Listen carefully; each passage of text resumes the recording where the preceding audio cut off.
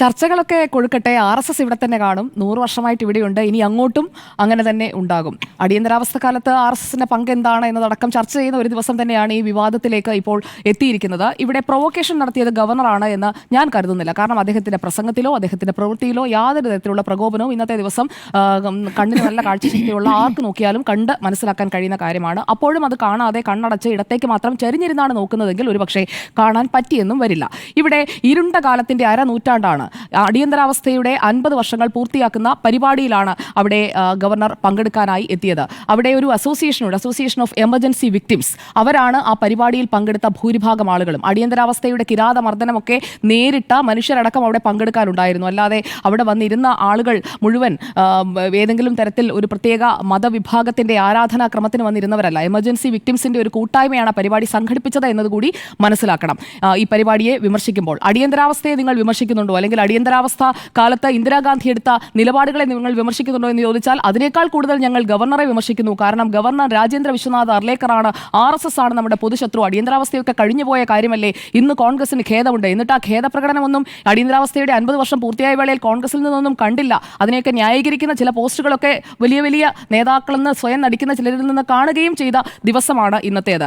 ഇവിടെ ഈ ഇരുണ്ട കാലത്തിന്റെ ദിവസങ്ങൾ, ഈ 625 ദിവസങ്ങളൊന്നും ജീവനുള്ള കാലത്തോളം ഒരു ഇന്ത്യക്കാരന് മറക്കാൻ കഴിയില്ല. അപ്പോൾ ആ ഒരു കറുത്ത കാലത്തിന്റെ ഓർമ്മ തന്നെയാണ് ഇന്നത്തെ ദിവസം അനുസ്മരിപ്പിക്കുന്നത്. ആ പരിപാടിയിലാണ് ഗവർണർ ഇന്ന് അതിഥിയായി പങ്കെടുത്തത്. അടിയന്തരാവസ്ഥയുടെ 50-ാം വാർഷികാഘോഷം എമർജൻസി വിക്ടിംസ് സംഘടിപ്പിച്ച പരിപാടി കൂടിയാണ് അത്.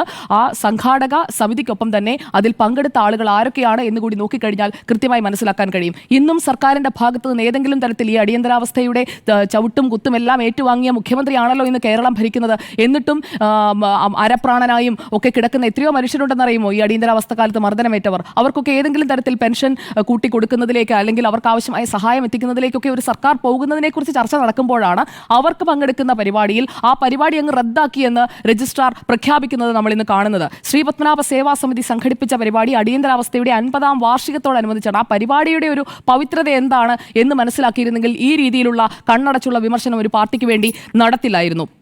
ഇനി ഈ പരിപാടിയിലെ വിവാദ വിഷയത്തിലേക്ക് വരാം. വീണ്ടും പ്രകോപനത്തിനോ എന്ന ചോദ്യത്തിന് നോ എന്നാണ് എൻ്റെ ഉത്തരം. കാരണം ഒരു പ്രകോപനത്തിനും ഗവർണർ അവിടെ മുതിർന്നിട്ടില്ല. ആ പരിപാടിയുടെ ഉള്ളടക്കം എന്താണ് എന്നതുകൂടി അതുകൊണ്ടാണ് ഞാൻ ആമുഖമായിട്ട് പറഞ്ഞത്. അതൊരു സ്വകാര്യ പരിപാടിയാണ്.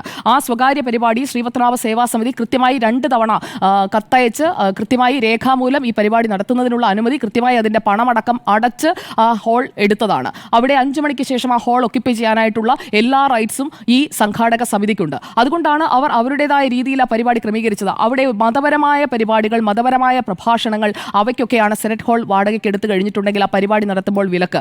അല്ലാതെ അവിടെ നിങ്ങളൊക്കെ ആഗ്രഹിക്കുന്ന രീതിയിൽ DJ മാത്രം നടത്തിയാൽ പോരല്ലോ. അടിയന്തരാവസ്ഥ കാലത്തെ അതിന്റെ ദുരിതം പേറുന്ന മനുഷ്യരെ ആദരിക്കാനായിട്ടുള്ള പരിപാടിയാണെന്നേ ഗവർണർ അവിടെ നടത്തിയത്. അടിയന്തരാവസ്ഥ കാലത്തെ അല്ല DJയും വേടന്റെ പാട്ടും ഒക്കെ അല്ലല്ല. DJ നിങ്ങൾ അങ്ങനെ പറയാതെ, ഉള്ളിലിരിപ്പ് എന്താണെന്ന് നമുക്കറിയാമല്ലോ. RSSന്റെ കൊടി കാണുന്നത് വേടനാണ് പ്രശ്നമെന്നൊന്നുമല്ല.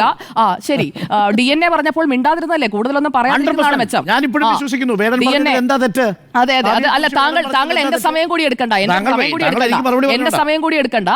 എന്തായാലും അപ്പോൾ ഇവിടെ പരിപാടി റദ്ദാക്കുന്നതായി രജിസ്ട്രാർ അറിയിച്ചു. എന്നിട്ട് എന്ത് പറ്റി? രജിസ്ട്രാർ അറിയിച്ചിട്ടും ഗവർണർ വേദിയിലെത്തി 6:25 പ്രതിഷേധിക്കാനായി നിന്ന SFI കുഞ്ഞുങ്ങളുടെയൊക്കെ ഇടയിൽ കൂടി തന്നെയാണ് ആ കാറ് കടന്നു വന്നത്. അതും കണ്ണുള്ളവർക്ക് നല്ല രീതിയിൽ കാണാൻ പറ്റി. അപ്പോൾ പരിപാടി റദ്ദാക്കുന്നതായി ഒരു ഫോൺ കോൾ അങ്ങോട്ട് രാജ്ഭവനിലേക്ക് വിളിച്ചു കഴിഞ്ഞാൽ വരാതിരിക്കുന്ന ആളല്ല രാജേന്ദ്ര വിശ്വനാഥ് അർലേക്കർ എന്നത് മുഖ്യമന്ത്രി പിണറായി വിജയനും അവിടെ പോയി എഴുതി തയ്യാറാക്കിയ പ്രസംഗം വായിച്ച മന്ത്രി V ശിവൻകുട്ടിക്കും നേരത്തെ എതിർത്തിട്ട് പോയ മന്ത്രി P പ്രസാദിനും ഒക്കെ നല്ല വൃത്തിക്ക് മനസ്സിലാക്കി കൊടുത്തിട്ടുണ്ട് ഇന്ന് ആ പരിപാടിയിൽ പങ്കെടുത്തതോടെ ഗവർണർ. ഇവിടെ സർവകലാശാല ചട്ടങ്ങൾക്ക് വിരുദ്ധമാണോ? അതാണല്ലോ നിയമപരമായി പരിശോധിക്കാൻ കഴിയുക. മതപരമായ ചിഹ്നമായിട്ടൊന്നും കാവിക്കൊടിയെ ഒരിടത്തും എടുത്ത് അങ്ങനെ കാണിക്കാൻ സാധിക്കില്ല. മതപരമായ ചിഹ്നമായി ഭാരതാംബയും എടുത്ത് കാണിക്കാൻ കഴിയില്ല. അതുകൊണ്ട് ആ ചിത്രം അവിടെ വെച്ചത് ചട്ടവിരുദ്ധമായി നോക്കി കാണാനും സാധിക്കില്ല. നിയമപരമായിട്ടൊക്കെ പരിശോധിച്ച് നോക്കിക്കോളൂ. അതൊക്കെ മനസ്സിലാക്കിയിട്ട് തന്നെയാണ് ഗവർണർ അവിടേക്ക് വന്നത്. ഈ നിയമോപദേശം തേടുന്ന ആളുകൾ ഒരു ഭാഗത്ത് മാത്രമല്ല മറുഭാഗത്തുമുണ്ട്. കൃത്യമായി അഭിഭാഷക പരിഷത്ത് അടക്കം ഉള്ള ഒരു സംവിധാനമാണ് RSS എന്നതുകൂടി മനസ്സിലാക്കിക്കോളൂ. അപ്പോൾ അടിയന്തരാവസ്ഥയുടെ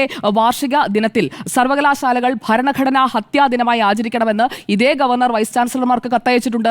ആ കത്ത് വാങ്ങിയ അങ്ങനെയുള്ള പരിപാടികൾ നടത്തുന്നതിന് അനുമതി കൊടുത്ത ഒരു വൈസ് ചാൻസലറുമുണ്ട് കേരള സർവകലാശാലയ്ക്ക്. കേരള സർവകലാശാലയുടെ സെനറ്റ് ഹാളാണ്. അപ്പോൾ ഈ അടിയന്തരാവസ്ഥയുടെ വാർഷിക ദിനത്തിൽ സംഘടിപ്പിക്കാൻ കഴിയുന്ന ഉചിതമായ ഒരു പരിപാടി തന്നെ തന്നെയാണ് ഇന്ന് സെനറ്റ് ഹാളിൽ നടന്നത്. അല്ലാതെ അത് RSSന്റെ പരിപാടിയാക്കാൻ നോക്കേണ്ട. ഈ ദിവസം മറ്റൊരു കാര്യം കൂടിയുണ്ട്. രാജ്യം തന്നെ, കേന്ദ്ര സർക്കാർ തന്നെ അടിയന്തരാവസ്ഥയ്ക്കെതിരെ പോരാടിയവർക്ക് ആദരം അർപ്പിക്കുന്നതിനായി ഈ ദിവസം വിനിയോഗിക്കണമെന്ന് എല്ലാ സംസ്ഥാന സർക്കാരുകളോടും ആവശ്യപ്പെട്ടിട്ടുമുണ്ട്. അങ്ങനെ പ്രഖ്യാപിച്ചിട്ടുമുണ്ട്. കഴിഞ്ഞ വർഷം 2024 ഒഫീഷ്യൽ ഓർഡറായും ഇറങ്ങിയിട്ടുണ്ട്. അപ്പോൾ സർക്കാരിനും ഈ പരിപാടിയെ തള്ളിക്കളയാൻ കഴിയില്ല. കാരണം ഒരു സ്വകാര്യ സംഘടനയാണ് ഈ പരിപാടി സംഘടിപ്പിച്ചത്, ശ്രീപത്മനാഭ സേവാ സമിതിയാണ് എന്ന് കരുതി ആ പരിപാടിയുടെ ഉള്ളടക്കം കൂടി നോക്കി മാത്രമേ അതിനെ എതിർക്കാനോ അല്ലെങ്കിൽ അത് നടത്താൻ പറ്റില്ല എന്ന് പറയാനോ സാധിക്കുകയുള്ളൂ. അതാണ് അവിടുത്തെ വസ്തുത എന്ന് പറയുന്നത്. ഗവർണർ ഇന്ന് വന്നിട്ട് പറഞ്ഞത് എന്താണ്? ഗവർണർ ഇന്ന് വന്നിട്ട് മുഖ്യമന്ത്രി പിണറായി വിജയനെതിരെ സംസാരിക്കുകയല്ല ചെയ്തത്. മന്ത്രി വി ശിവൻകുട്ടി പറഞ്ഞതുപോലെ ഗോഗോ വിളിച്ചിട്ട് പോവുകയല്ല ചെയ്തത്. ഗവർണർ അവിടെ വന്നിട്ട് വൃത്തിയായി സംസാരിച്ചു. അടിയന്തരാവസ്ഥ ജനാധിപത്യത്തിലെ കറുത്ത അധ്യായമാണ്. 2 മണിക്കൂറോളം താമസിച്ചതിന്റെ കാരണം നിങ്ങൾക്കറിയാം. ഞാൻ ആരെയും കുറ്റപ്പെടുത്തുന്നില്ല എന്ന് പറഞ്ഞ ഗവർണറാണോ ഇവിടുത്തെ പ്രകോപനക്കാരൻ? എന്ത് ലോജിക്കിന്റെ പേരിലാണ് ഗവർണറെ ഒരു പ്രകോപനക്കാരനായിട്ട് ഇവിടെ മുദ്ര കുത്തുന്നത്? അതൊക്കെ മനസ്സിലുള്ള ആ ഒരു വിദ്വേഷത്തിന്റെ പ്രതീകമായി പുറത്തേക്ക് വരുന്നതാണ്. അദ്ദേഹം പറഞ്ഞ കാര്യങ്ങൾ എന്താണ്? അടിയന്തരാവസ്ഥ കാലത്ത് ഞാനും പിതാവും ജയിലിലായിരുന്നു. അന്നത്തെ CPIM ബന്ധത്തെക്കുറിച്ച് MV ഗോവിന്ദൻ പറഞ്ഞതിന്റെ ബാക്കി ഇന്ന് ഗവർണർ പറഞ്ഞു വെച്ചിട്ടുണ്ട്. അത് മനഃപൂർവ്വം തമസ്കരിക്കേണ്ട. CPIM-ഉം ജനസംഘവും അക്കാലത്ത് അടിയന്തരാവസ്ഥ കാലത്ത് ഒന്നിച്ച് മത്സരിച്ചു. അടിയന്തരാവസ്ഥയെ നേരിടാൻ CPIM-ഉം RSS-ഉം ഒന്നിച്ചു നിന്നു. ഒരു വെള്ളവും ചേർത്തിട്ടില്ല. കൃത്യമായിട്ട് തന്നെയാണ് ഗവർണർ പറഞ്ഞിരിക്കുന്നത്. CPIM-ഉം RSS-ഉം ഒന്നിച്ചു നിന്നു. CPIM പ്രവർത്തകരെയും ക്രൂരമായി വേട്ടയാടി. മുഖ്യമന്ത്രി പിണറായി വിജയനും അടിയന്തരാവസ്ഥയുടെ ഇരയാണ് എന്നാണ് പറഞ്ഞത്. അല്ലാതെ RSS ഒരിക്കലും CPIM-ന്റെ ചെയ്ത കാര്യങ്ങൾ അല്ലെങ്കിൽ CPIM ചെയ്ത നല്ല കാര്യങ്ങളെ കുറച്ച് കാണുന്ന ഒരു സംഘടനയൊന്നുമല്ല. ആ രാഷ്ട്രീയ സ്വയംസേവക സംഘത്തിന് കൃത്യമായിട്ട് അംഗീകരിച്ച് തന്നെ മുന്നോട്ട് പോകാൻ സാധിക്കുകയും ചെയ്യും. അങ്ങനെ മുഖ്യമന്ത്രി പിണറായി വിജയൻ അടിയന്തരാവസ്ഥയുടെ ആ വേദന അനുഭവിച്ചുകൊണ്ട് അദ്ദേഹം എഴുതിയ ഒരു കത്തിന്റെ അടക്കം ദൃശ്യങ്ങൾ നമ്മൾ ഇന്ന് പുറത്തുവിട്ടല്ലോ. സാർ അവിടെ ഇരിക്കുക. സാറിന് സർട്ടിഫിക്കറ്റ് ഒന്നും തരുന്നില്ല. ഞാനിവിടെ പറഞ്ഞത് ഗവർണറുടെ കാര്യമാണ്. മുഖ്യമന്ത്രി പിണറായി വിജയനാണ് ആ സർട്ടിഫിക്കറ്റ് കൊടുത്തത്. മുഖ്യമന്ത്രി പിണറായി വിജയൻ അടിയന്തരാവസ്ഥയുടെ ഇരയല്ല. മുഖ്യമന്ത്രി ചരിത്രം മനസ്സിലാക്കിയിട്ട് തന്നെയാണ് സംസാരിച്ചത്.